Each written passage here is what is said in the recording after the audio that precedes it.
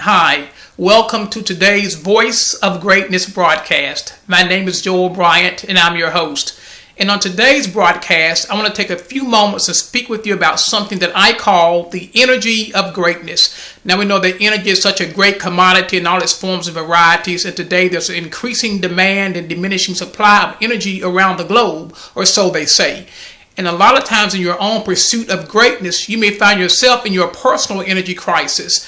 And the word crisis, by the way, simply means decision. It does not mean something that's horrible or horrifying. It simply means a decision. So when you are in a crisis, first of all, remember, you're just simply in a point where you need to make a decision. And that decision will require you to make energy. Whether you go forward or go back, it takes the same amount of energy to go forward as it does to go back.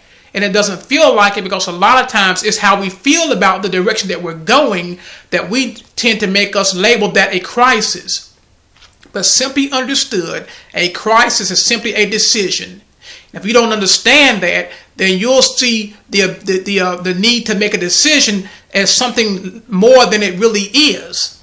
And as I said before, it takes the same amount of energy to go back as it does to go forward. It's all in how we feel about the direction that we're moving that allows us to be optimistic or apathetic, to be passionate or maybe passive. So I want to encourage you today.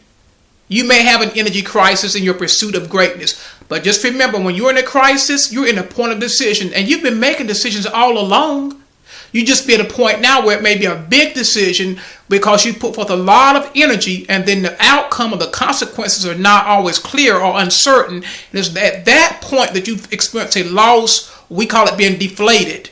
Or we call it being overwhelmed or uncertain or anxious. And all those things are saying that we're expending and spending energy in a direction based on speculation of negative, being a foreboding or being forlorn, which means we're forecasting the outcome that has not yet manifested itself. I want to encourage you today. Stop. Wait. Suspend your judgment. Practice what Aristotle called, which we all do when we go to a movie or watch a TV show. Practice suspended disbelief.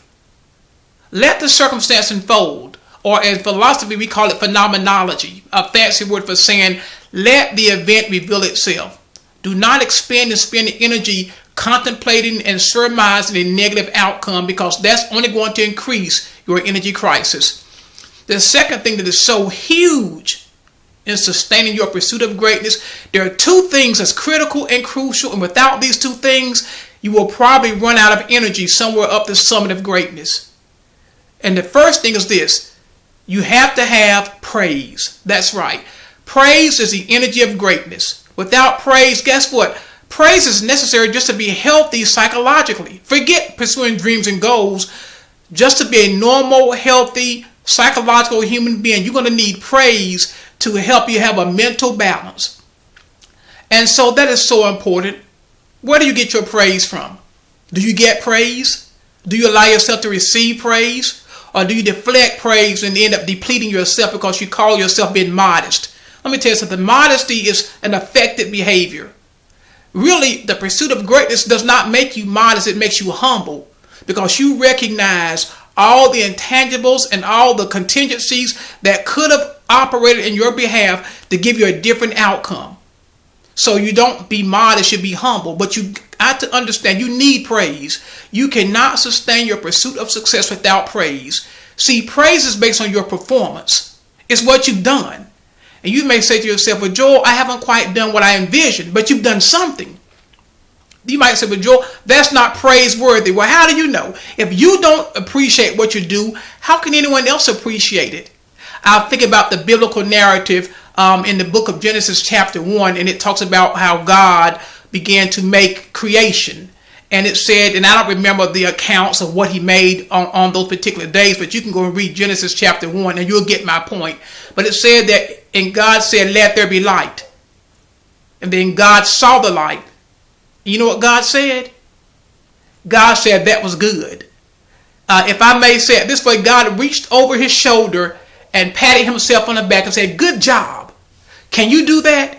Is your arm long enough? Is it limber enough to reach behind your shoulder and pat yourself on the back and say, good job? Come on, stop for a second and do that now. I'm going to give you a second. wherever you are in the process of your pursuit, wherever you are in the ascent of the summit, stop now, reach your hand behind your back, and regardless of your outcome, say, good job. That is so important because, see, praise replenishes the energy that we expended in pursuing our goals. You're going to need somebody in your life who's your own, maybe personal cheerleader. And if you don't have that person, then guess what? You must become that person to yourself. Without praise, you're going to be deprived, and you will not have the energy to sustain your pursuit of greatness. And you will blame it on something else, but sometimes it's something as simple as stopping and saying, like God said in Genesis, and God saw the light, and God said it was good. The other quality that you're going to need in your pursuit of greatness, other than praise, and this is so important, these two things go together.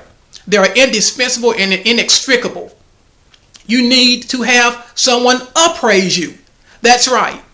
Praise is based on performance, and appraise is based on potential. You've done good, but guess what? You can do better. Now, don't allow the fact that you know you can do better to be a source of criticism and cynicism and sarcasm. Don't say, well, yes, good, but.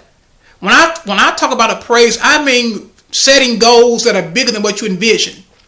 Not stopping short of your greatness. Not being content with your performance, but recognizing that you have the ability to do something extraordinary, which is what greatness is. I want to encourage you today. I'm talking fast because I'm a little excited today, because today, you know what, I said this way. Do you realize that every day God hands us a canvas called choice? Every day, this day, God hands us a canvas called choice. And you can choose to use your energy, use your outlook, your perspective, your words, your environment, your surroundings, your relationships to praise you, to appraise you, and to see your crisis not as something that's horrible and horrifying, but simply as something that requires you to make a decision, which is what you've been doing all along. I want to encourage you today. You can make it to greatness. It's tough. I understand that. Resources are diminishing. People are fading by the wayside. Help that you were looking for is no longer there, but that's okay. You know what? You're not the first one to have that circumstance. All you need to do is find an example. And if you can't find one, then be one. But don't abandon, don't abort, don't abridge, don't deny, don't denigrate, don't deride, don't belittle, don't berate your pursuit of greatness. Because you know why? Society needs you. In the circle that you're in, regardless of its size, you are significant. You can make a difference. I believe that. And if you will do that, if you will see your situation as a crisis, understand it's just a decision that needs to be made. If you would take time to praise yourself, and then you would take the time to appraise yourself and allow others to appraise you, then I believe that you and I will come closer to achieving our dreams of greatness. This has been the Voice of Greatness broadcast. My name is Joel Bryant. Until next time, have a greatness week, because you can.